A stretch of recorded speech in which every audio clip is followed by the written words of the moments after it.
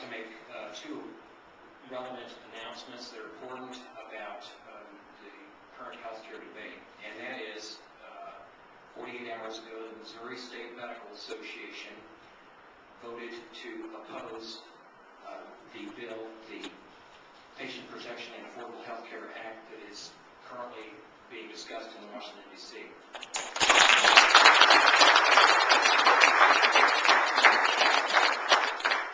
And they were joined by the counsel of the St. Louis Metropolitan Medical Association yesterday evening to also oppose that legislation.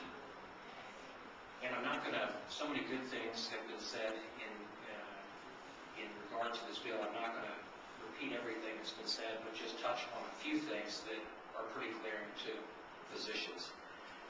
First is about the cost.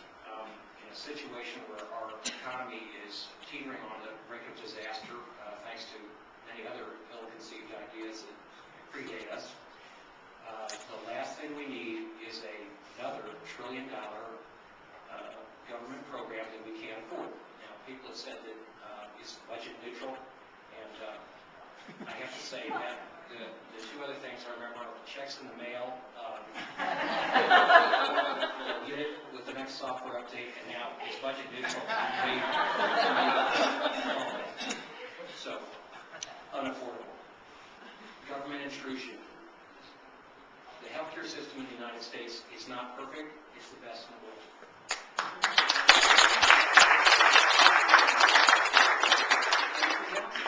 If you doubt that, notice the net direction vectors coming from south of the border and north of the border for people seeking health care here and from across both oceans.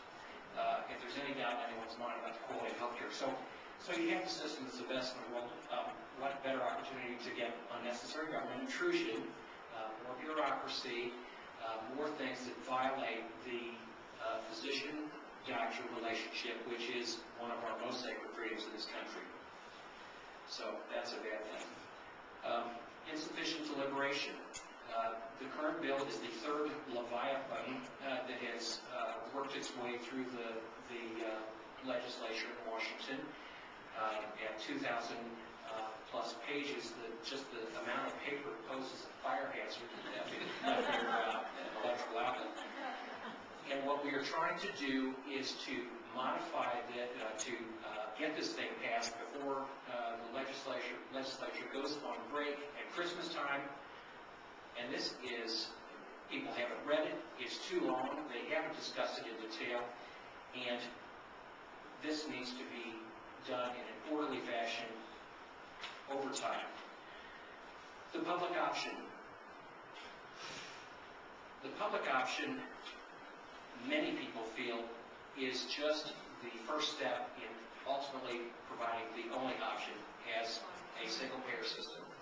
A number of people behind this legislation have espoused that perspective, and ultimately it will outcompete private insurance. It will be disadvantaged by all sorts of regulations. The many government bureaucracies created by the bill are not accountable to anyone, and any rules that they make have to be overturned by Congress. You know, you can sue your doctor, you can sue your medical insurance company that's insured you. Hard to sue the government. Tax on medical procedures.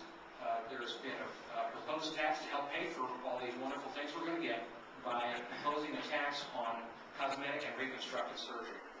Now, there's a fine line between that. These are necessary procedures, and this is unfair because it discriminates against women who utilize more of these services, and it also sets a dangerous precedent for taxing services in this country. I don't think that the legal profession would enjoy having a tax levied on their hourly rates any more than the cosmetic surgeon or plastic surgeon client would like to have a tax on their thing.